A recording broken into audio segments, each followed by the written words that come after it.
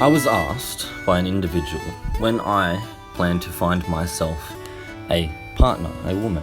So I'd like to take this opportunity to talk about the general topic, relationships, partners within Western kind. So I replied to this individual just by going into this subject a little bit here. So this is what I had to say. Again, too, being asked when I plan to find myself a partner, a woman. I said, good, mentally healthy, and educated women adore men like myself. I know one or two mates who actually have women, too. The vast majority have been used by women while thinking they had her. So I have been just as single as the average male in the West, only I don't also have to pay child support and not be allowed to see my children, etc. Western men and women, so my point that I'm making there fundamentally is that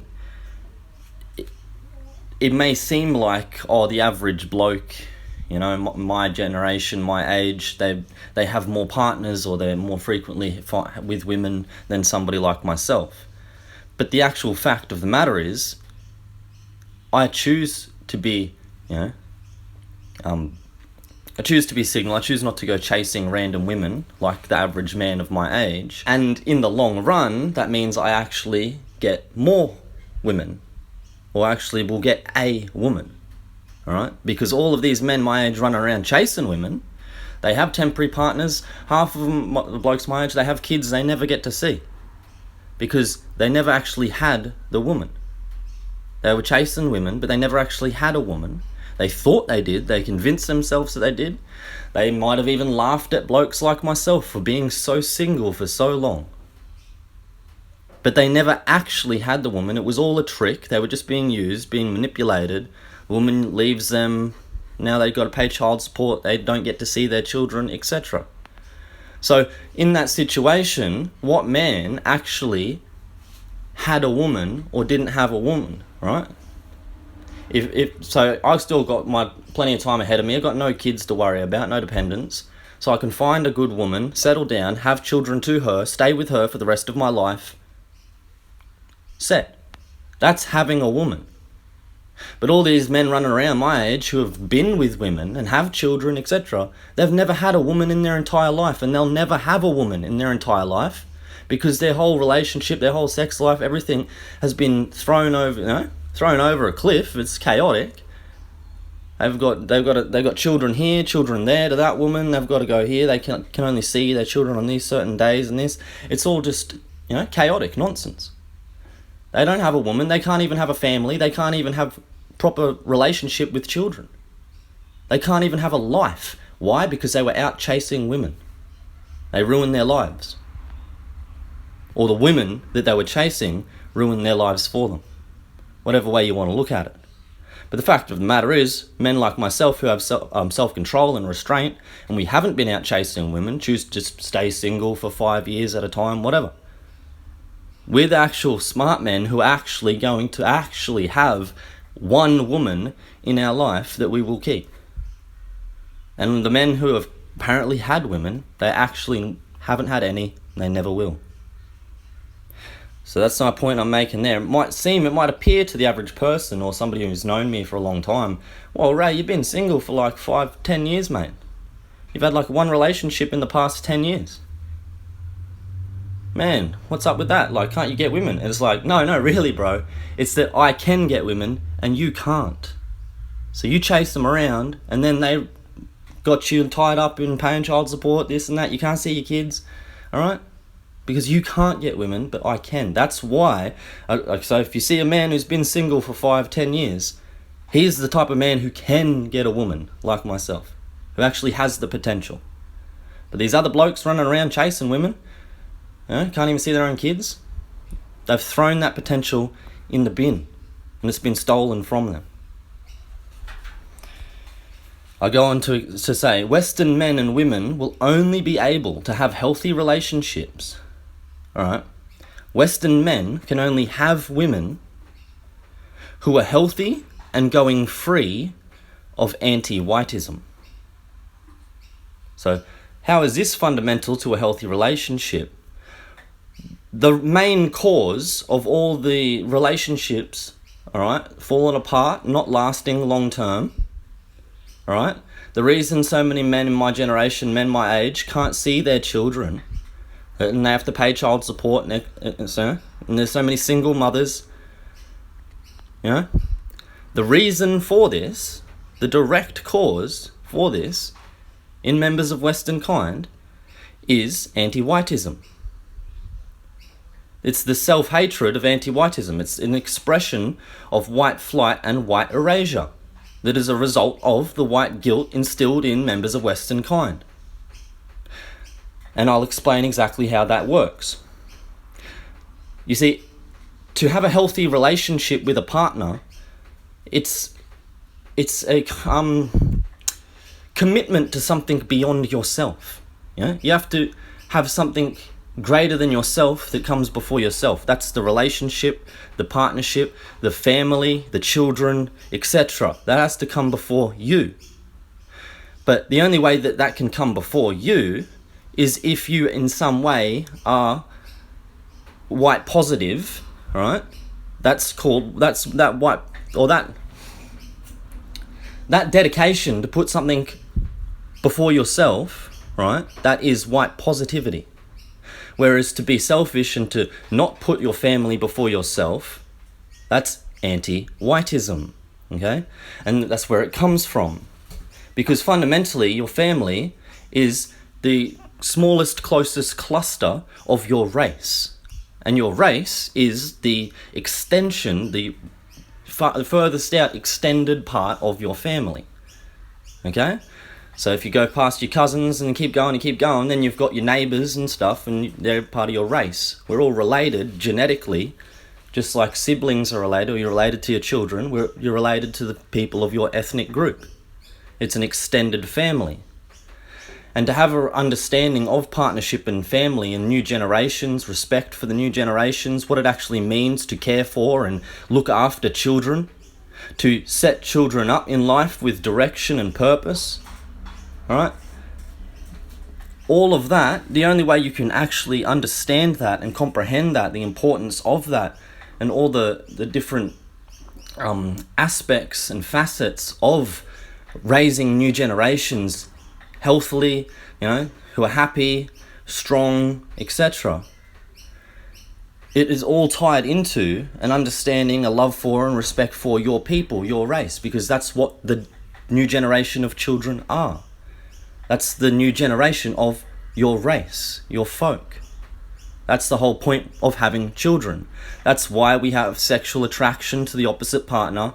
That's why we get married and we have relationships and we have, you know, intimate time together in private, and then we end up having children, okay? Because it's all genetically designed, it's built in to keep the race alive. That's how the race exists. So the only reason you have a partner and you have a wife or a husband, etc., is because that's how your race, the genetics within you, keeps itself alive and creates a new generation of its own race.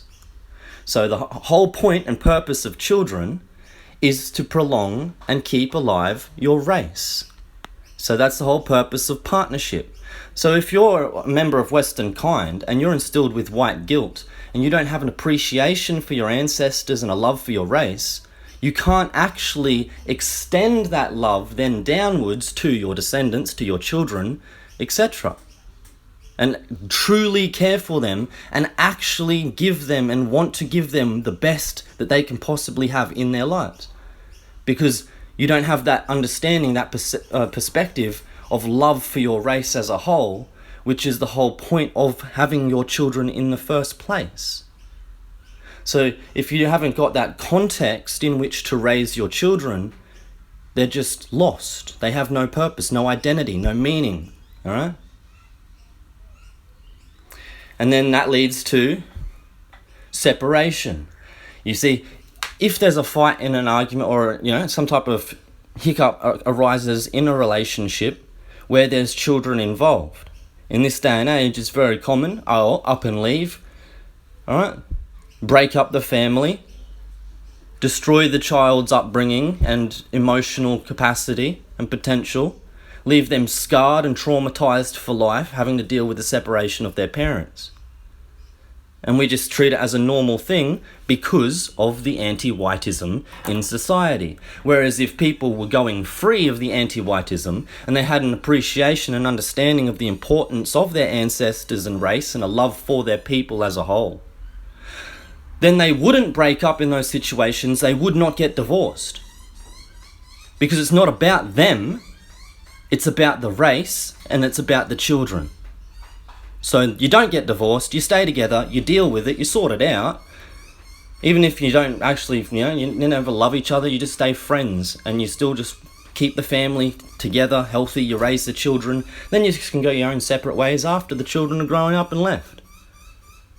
And you'd do that and you'd want to do that, and that would be the most important thing to do if you had an appreciation for your race and you understood the purpose that your children had for existing. You wouldn't take that away from them. So the only reason that white men and women are getting divorced and children are having to grow up without both their parents, and there's all this chaos in relationships, in members of Western kind, is fundamentally all comes down to a lack of appreciation and love for our race as a whole, which makes us lost. We don't understand why we're having children. And if we don't understand why we're having children, then we don't understand the importance of how to raise them for the purpose that we had them, which was to prolong the race. Therefore, we just throw them to the wayside like, leaves in the wind to just be taken wherever. We don't give them any direction or hope or purpose. And then they end up just deciding, we'll just break up, separate, it doesn't matter. Who cares about we'll put ourselves first. We come before the children and the new generations because anti-whiteism, individuals come before the whole. That's the anti-white meme pathogen of not going free, not having love for your race. You as an individual are somehow more important than your race as a whole. And if you as an individual are somehow more important than your actual race, well then it doesn't matter what happens to your children. You're more important. Because your children are just a prolonging of your race. But you're more important than that. You see? So you can't actually love and support your children to the fullest unless you have a full love and appreciation for your race. So you have to be going free of the anti-whiteism. It's just a fact of how the world works. Alright? Again, it's that simple. If you don't understand why your children exist, why you've had children, and you feel like you're more important than what your children represent, which is the whole, the collective, your people, then you're more important than your children in your own subconscious mind. So of course, in that situation, you'll get divorced, you'll break up the family, you'll scar your child and traumatize them for life. And I'm not saying it's your fault. I'm saying it's the fault of anti-whiteism. And you need to go free and heal yourself. We need to break these cycles of generational trauma and abuse. But the only way we can do that is through going free of the anti-whiteism, the white guilt, and learning to love ourselves, love our children fully by loving our race and who we are. What we are at our core. It's the only solution to love yourself, to love your family, to love your people. It's the only way we're going to end the trauma and the suffering in our children, in the new generations, etc.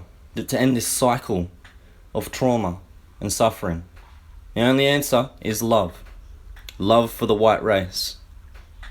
And anyone saying that there's something wrong with that, you can quite clearly see now how they are the problem.